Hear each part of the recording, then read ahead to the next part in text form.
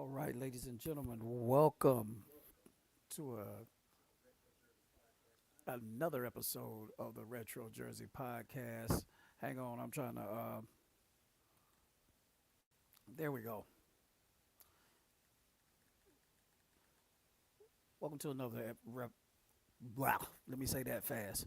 Welcome to another episode of the Retro Jersey Podcast, and we have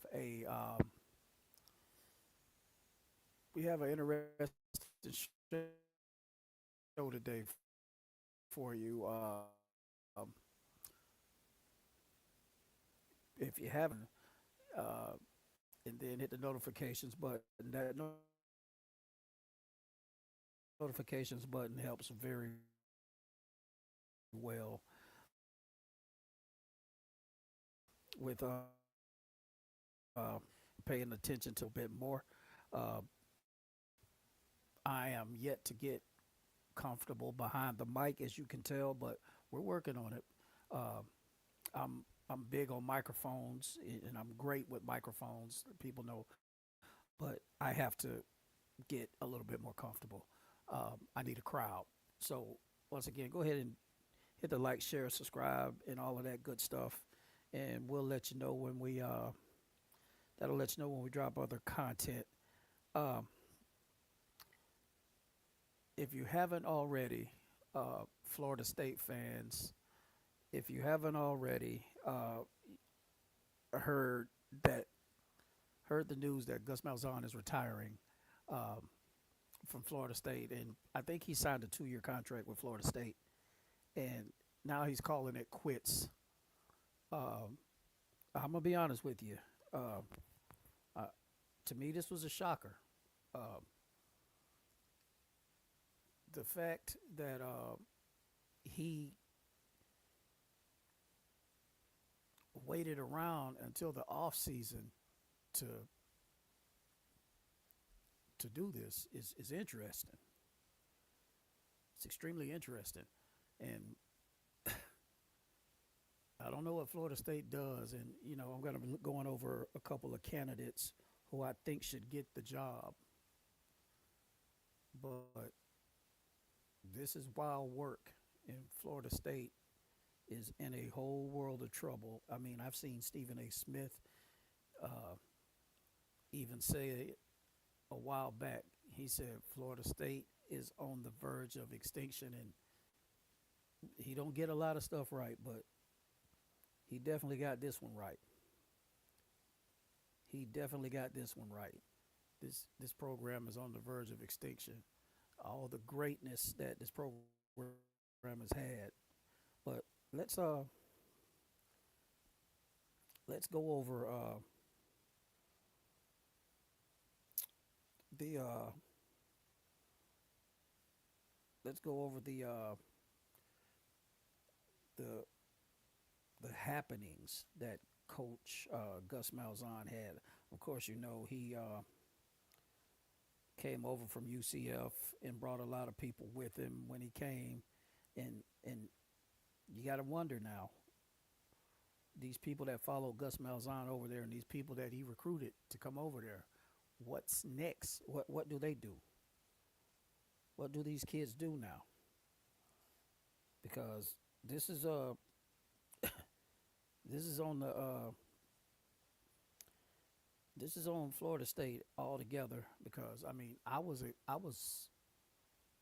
for Gus Malzahn being at Florida State, because I remember what he did against us when we played him in the national championship in 2013 when he was with Auburn. Um, it's disgusting to think that um,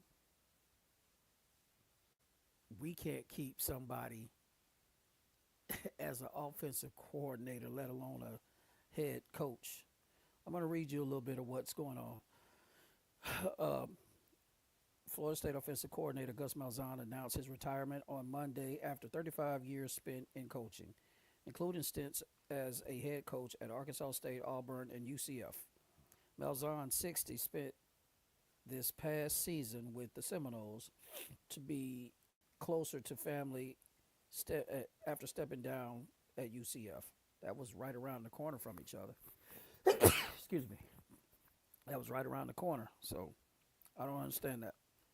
Uh, in 13 years as a head coach, Malzahn went 105 and 62 with only two losing seasons. In 8 years as Auburn at Auburn, from 2013 to 2020, Malzahn went 63 and 35, including a national championship game appearance against the same Florida State Seminoles in the SEC. Sources indicate family considerations led Malzahn to make the decision to step down. Florida State announced Coach Mike Norvell has promoted co-offensive coordinator, receivers coach Tim Harris to offensive coordinator. Here we go. Here we go. uh, After 35 years, it's time for me to step away from coaching. This is a quote from Gus Malzahn. Malzahn said in a statement, I am excited to spend more time with my family and focus on the next chapter of my life. I want to thank Coach Norvell for giving me the opportunity to coach at such a prestigious program. They ain't prestigious no more. I will continue to follow Florida State, and I believe great things are ahead for the program under Coach Norvell's leadership and for the offense under Tim Harris. I don't believe none of that garbage he said. I don't believe none of it. He seen the writing on the wall. He seen the writing on the wall. He knew this program was not going to be worth a damn anymore. So he exited. He exited. I'll get sources on it, but he exited because he knew that Florida State is not going to win nowhere in the near future. And to me, this is what they deserve. And I'm a lifelong Florida State fan. A lot of friends played there. A lot of family members played there, and it's crazy to see them fall like this, man. It's crazy to see them fall like this because this is officially a clown show now. This is officially a clown show. If you're looking at my background, that's the great Amp Lee. Had a chance to meet him on a couple of occasions, but that's another story. It's it's time to pull the plug on the whole program. I'm going to be honest with you, and by that I mean it's time to get new blood there. And I know fans have been talking about this forever. It's just time to get new blood there. I mean, it ain't nothing that we don't know. This program need to be uprooted. And I had a show almost 2 years ago with Florida State great PK Sam in in our interview, and I wish I could pull that up. In our interview, he told me, he said, an OG, and he wouldn't name the Florida State player it was, and I respect that. But he said that dude told them that this program was going to go down and it's going to be a long time before they're good again. That's what he said out of his mouth. You can go and look at the you can go and look at the interview. It's on the channel.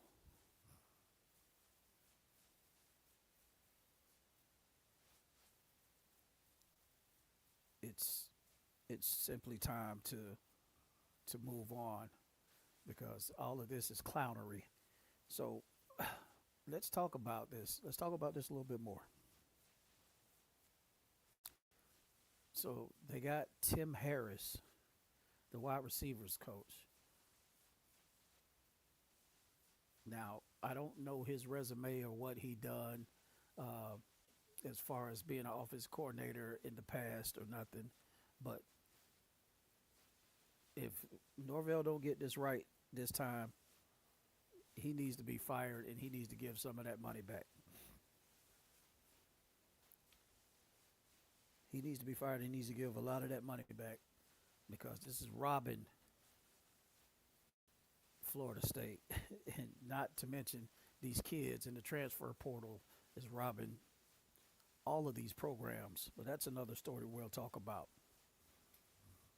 So what are you going to do, Florida State? Because now you're officially on the clock now. You spend a lot of money in the NIL off season, and now these kids, especially offense, are not going to produce. A lot of these kids followed Malzahn over to Florida State, and some of them he recruited. they don't know what to do anymore. They don't know what to do anymore, and can't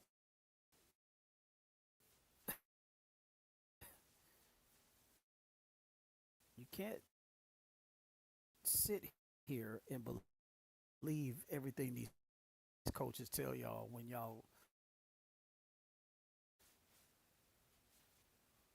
can't do it. The only thing they are great at is I've been saying that for years. If you look and listen, I've been saying that for years. The only thing these coaches go and do, a lot of these kids,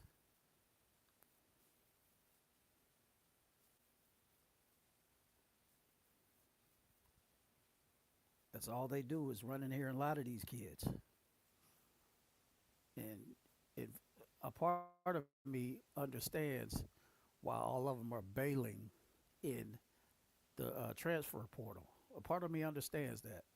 But another part of me is just further lets me know that these kids have a attention span and a competitive spirit of zero. Why do you think they're taking such big money in this NIL in these NIL deals?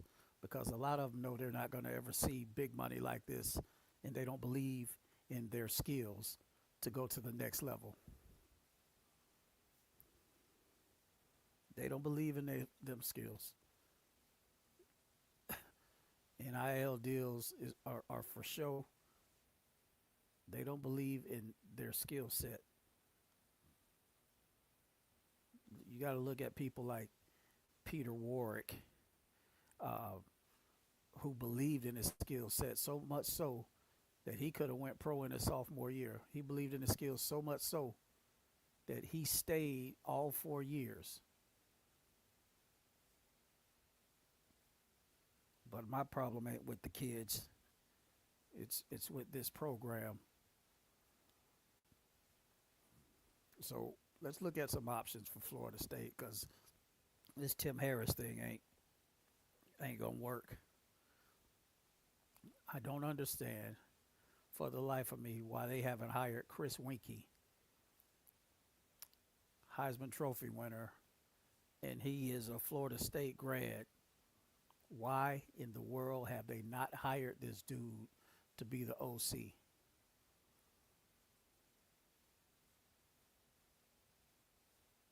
Why haven't they hired him?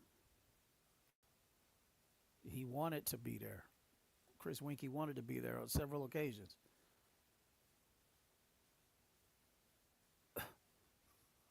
My next my next decision, my next choice would be Jimbo Fisher. And a lot of people are going to look at me crazy, but offensive coordinator is his ceiling. Offensive coordinator is Jimbo Fisher's ceiling. I think he'd make a good offensive coordinator for this group. He got Danzy, you got Deuce, you got a lot of good running back talent. That's a wheelhouse for Jimbo's system. He need a tight end, but we're not sure we're doing at tight end these days. But I just think it's time to move on from Norvell. And as much as I like him, it's just time to move on from him. And also, it's time to move on from the front office at Florida State. Before we go, I want to go ahead and give you guys an update on legendary Notre Dame South Carolina head coach uh, Lou Holtz, who is battling and fighting for his life in a hospice care center off in Orlando, Florida, if I'm not mistaken. Didn't know he lived here, but he is in pretty bad shape. Hospice care, and that's no place nobody wants to be. Uh, Welcome in for everybody that's joining the live. This is the Retro Jersey Podcast. Please come in, like, share, subscribe, and comment. Um, we got to keep our prayers in the air for Coach Holtz, and I hope things get better. His family said he was starting to feel better, and I'm praying that's the truth, because I'm tired of losing legends. So we're going to go ahead and end it, and I want these kids to understand, stop letting these coaches come in your house and lie to you. You need they're salesmen, and you can't sell anything about Florida State anymore. You just can't do it. They need a salesman. They are salesmen, and they're not good salesmen at that. All of these high caliber athletes that they have signed over the years. Look at all these guys that they let walk in the transfer portal. It's because of them they have no development system. It's because of them that these guys aren't interested in your playbook. You don't know how to develop kids. You don't know how to run plays to their strengths. You don't know how to put the right personnel on the field, and they're tired, man. These kids are tired. Some kids want to win. Other kids just want to get that money. Well, I'm just talking to the ones that want to win. With that being said, we'll go ahead and end it. Please remember to hit the like, share, subscribe button, and always hit the notification button so you'll know when we drop a video. This has been the Retro Jersey Podcast.